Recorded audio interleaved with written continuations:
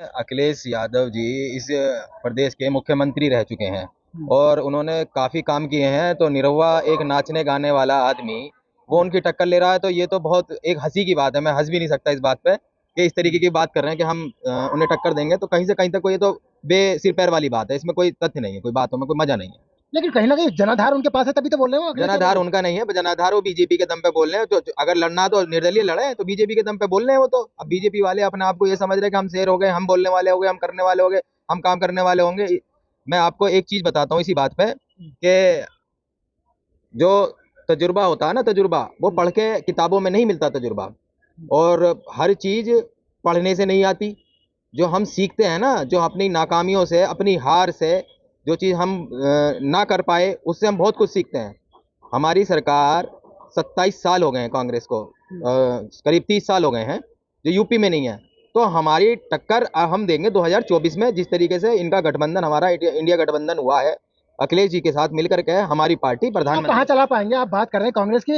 उत्तर प्रदेश में ना तो कांग्रेस का जनाधार बचा, ना अखिलेश यादव जी का बचा। बिल्कुल बचा है। आप 2024 में देखिएगा हमारा पूरा जनाधार है। ये तो बीजेपी वाले अपना कर रहे हैं। देखो देश का युवा, आप देखिए ना, भारत जोड़ो यात्रा जो निकली है, न्याय यात्रा भी सेकंड जो निकली है, इसमें संभल में देखिए, आप मुरादाबाद में देखिए, ये जो जितना ये उत्तर प्रदेश का युवा, किसान, हर महिला सब राहुल जी को देख रही है। पूरा पूरा एकजुट होकर सब तैयार हैं कि भाई किसी तरीके से हम राहुल जी को प्रधानमंत्री बना दें।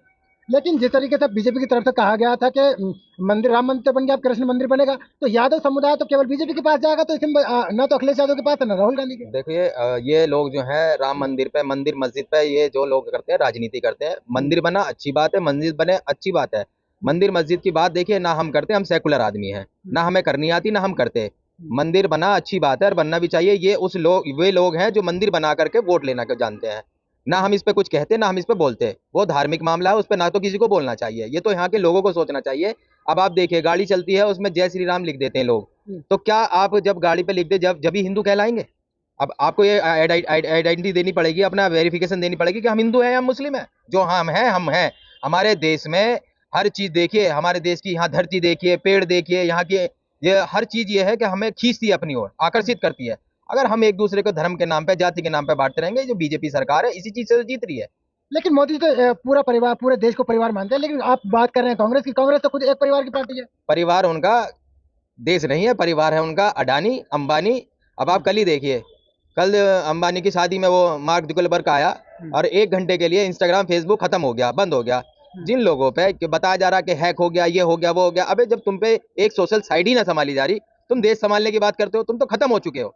तुम्हारे पास कोई एजेंडा नहीं है, अब तुम्हारे पास कोई टॉपिक नहीं है। अगर तुम्हें करना है तो युवाओं पे बात करो, बेरोजगारी पे बात करो, किसानों पे बात करो, जिन्होंने आत्महत्या कर ली उन पे बात करो। उनकी जवाबदेही किस पे है?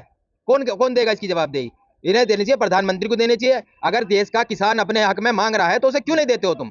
अबे हम ये बता रहे हैं, हमारे लिए कानून पास किया गया, हमारे लिए कानून पास कर रहे हो। अरे हमसे पूछोगे सही, तुम्हारे कानून, तुम्हें किस तरीके का कानून चाहिए? तुम हमें पूछ नहीं रहे हो। हम भी किसान घर से हैं, हम भी किसानी करी है हमारे घर वालों ने पीछे।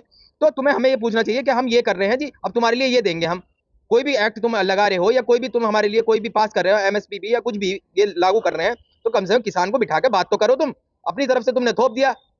अच्छा, अगर अखिलेश यादव और राहुल गांधी 24 में इलेक्शन लड़ेंगे साथ में, क्या बदलाव होगा? बदलाव सारा ही होगा। जनाधार तो मोदी जी के पास है। जनाधार देखो धरा रह जाएगा। मैंने बताया आपको अभी पीछे भी कि देश का युवा बिल्कुल खुली आंखों से और खुली बाहें फैलाए पड़ा है। वो अखिलेश यादव और राहुल जी को बिल्कुल तैयार करके बैठा है कि हमें इनको देना।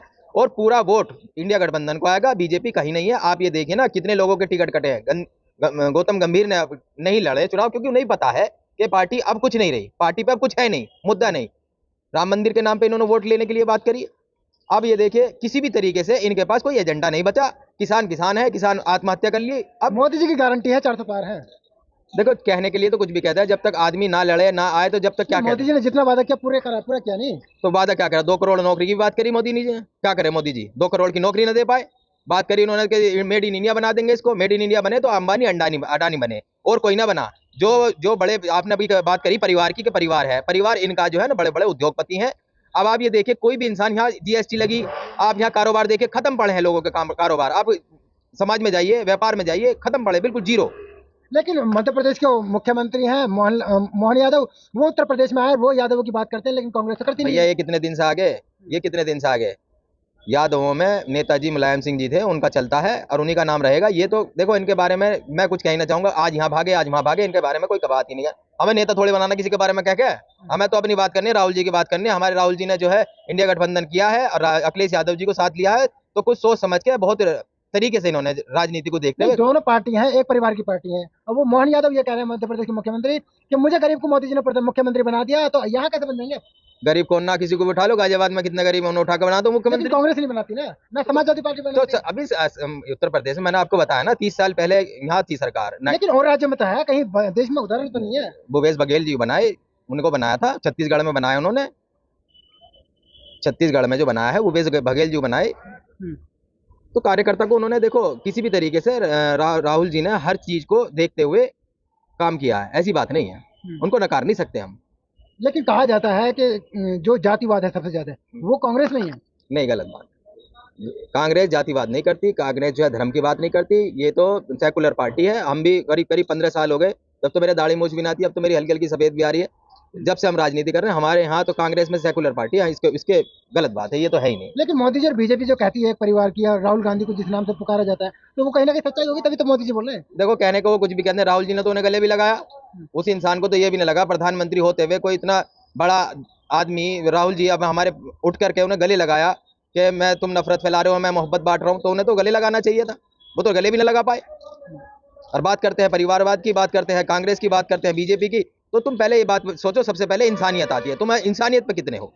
चलिए ठीक है, बहुत बहुत शुक्रिया।